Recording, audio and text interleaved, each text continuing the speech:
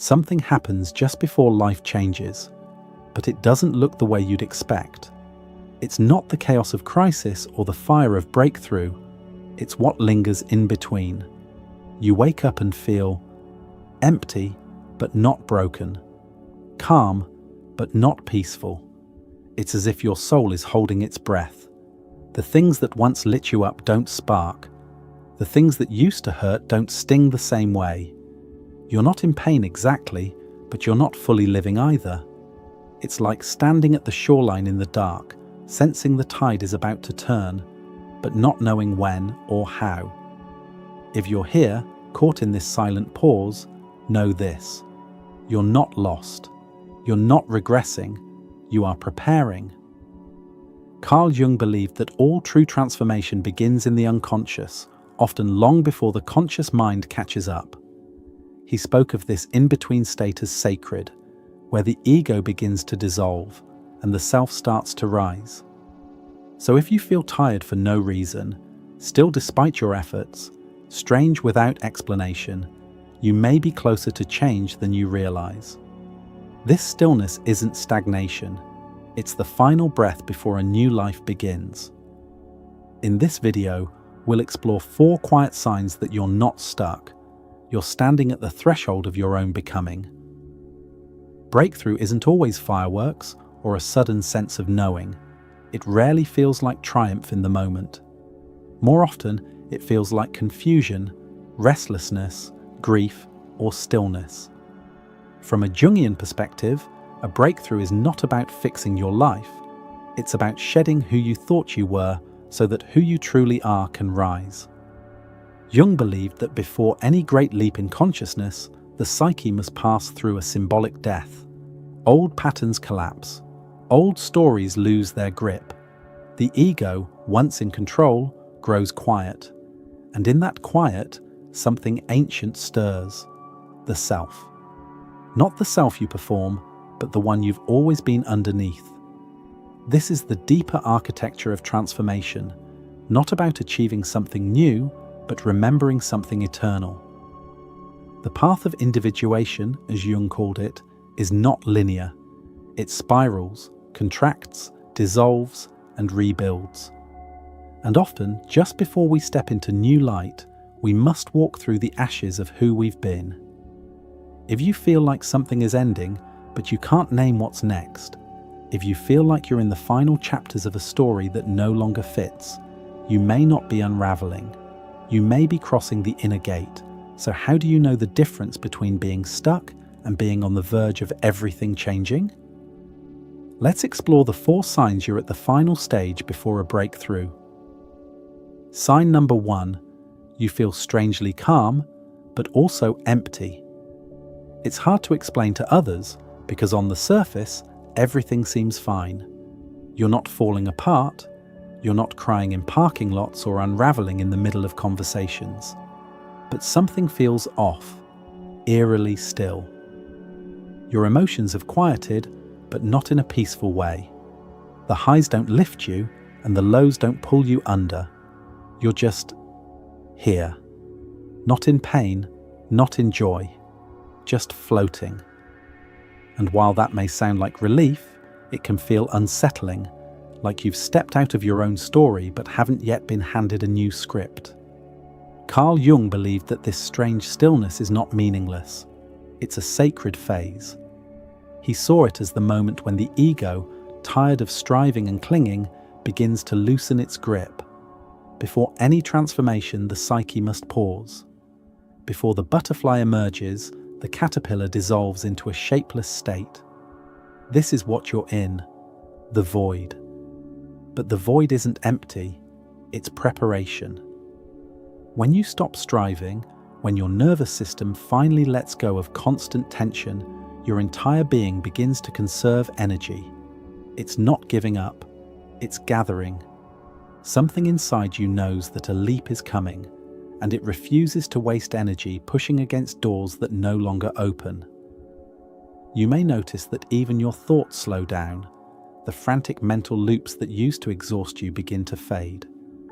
Old worries seem distant. Even your ambitions may feel temporarily muted. This isn't failure, it's psychic rest.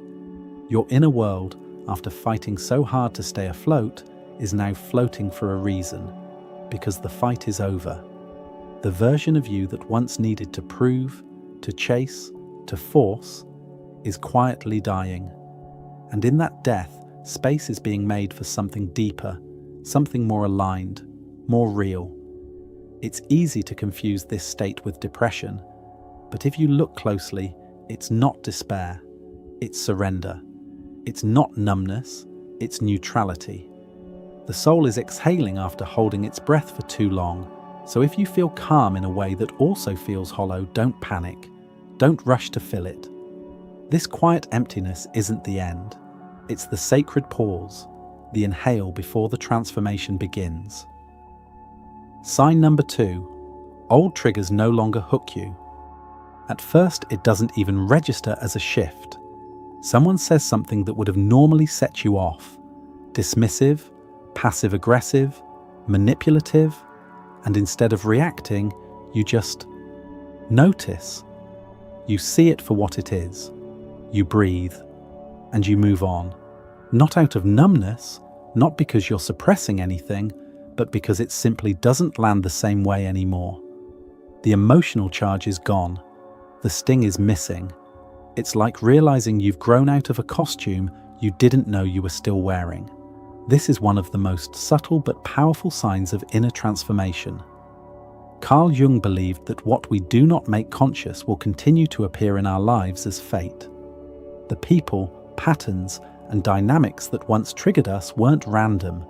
They were invitations. Mirrors reflecting back the unhealed parts of us. But when we begin to integrate those unconscious wounds, something remarkable happens. The mirrors lose their power.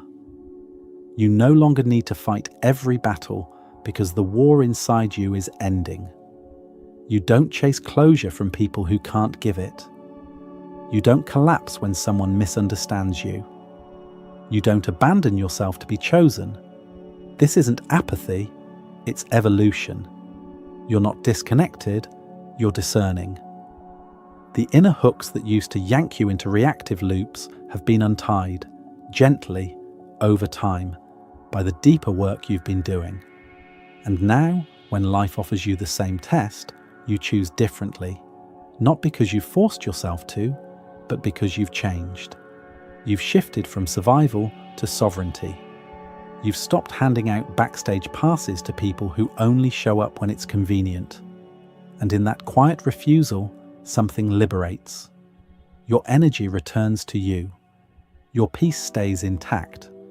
You realize you don't need to explain yourself to be valid. Don't need to shrink yourself to keep the peace. Don't need to bleed just to be seen. The storm still exists, but it no longer pulls you under. The people and dynamics may not have changed, but you have. And that change is real, embodied, and powerful. When you're no longer destabilized by the same old patterns, it's not because you've escaped them. It's because you've integrated the part of you that used to need them. That's the quiet revolution of healing. It shows up not in grand declarations, but in the calm way you now walk away. Sign number 3. You're mourning things you thought you already let go. It catches you off guard, an old memory rising like smoke from a place you thought had burned out. You're washing dishes, walking to the store, sitting in silence. And suddenly, there's a lump in your throat, a tightness in your chest, a wave of emotion that feels strangely familiar. You might dream of someone you haven't thought about in years, feel a sudden longing for a place you no longer call home, or cry at the sound of a song that once meant everything. It doesn't always make sense. You thought you were done with this chapter. You thought you already grieved it. But now it's back, not with chaos, but with tenderness. Carl Jung understood this as the psyche's final sweep. When we're nearing a true transformation, the unconscious often brings up old material, not to torment us, but to release it completely. These are echoes, not failures. Ghosts of the past rising to be honored one last time. This isn't regression, it's refinement. The grief that returns at this stage is different. It doesn't demand a story or a solution. It asks only to be witnessed. Because now, you're not the same person who first experienced that pain. You're stronger, softer, wiser. You're not clinging to the past, you're blessing it. And in doing so, you allow yourself to fully let go. This is how the psyche closes loops with reverence. It doesn't erase the memory, it reprocesses it through the eyes of who you've become. What you're feeling is not weakness, it's clarity, the kind that only comes when the heart is finally safe enough to feel without being consumed. You may find yourself holding an old photo, not with regret, but with quiet gratitude, for what was, for what it taught you, and for the version of you who carried it all. This mourning is not a detour from healing, it's the threshold of it, a clearing out of the emotional residue that no longer belongs to your next chapter. And though it hurts, it's a sacred kind of hurt. The ache before the bloom.